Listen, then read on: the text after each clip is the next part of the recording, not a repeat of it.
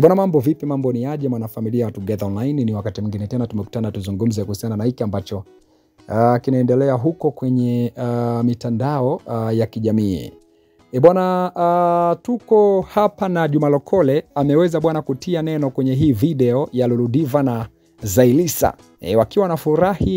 Wakiwa na furaha kama zote, na Lulu Diva anamwambia kwa sasa Zaiylissa muachie kijiti na yeye aolewe. Na Zaiylissa bwana akawa anamkabidhi pale kijiti Lulu Diva. Sasa Juma Lokole bwana amekuja na kuiposti hii video na kusema kwamba kakimbia ndoa akakutana na gaidi. Yani Lulu hakawii kuolewa yeye. Akibode. Tunafuga jamani, tunafuga. Vitu mbali. Tunaroga. Uzunguni. Uchawi sio shida. Tunao tunatamba nao.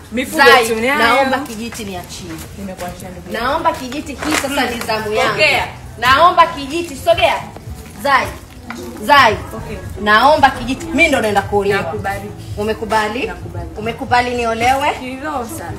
Nashukuru. Kilila. Pokea kwa heshima.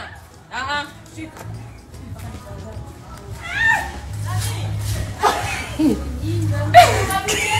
Wa vipi?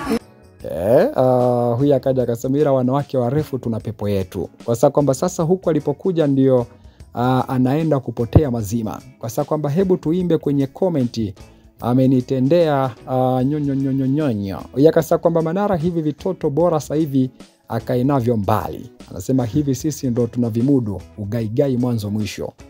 Yakasa kwamba sasa magodoro yake na dawa ya mbu ameweka wapi jamani? Kwa sababu kwamba hivi ndo vipedo au nisije nikajichanganya. Kwa sababu kwamba mwendo kwa sababu kwamba uwezi toka kwenye ndoa ukawa na furaha hivi. Watu wana tuigizia mapendo sana ise. Kwa sababu kwamba huyu dada nyie mbona sio shida zake, mkavu kabisa.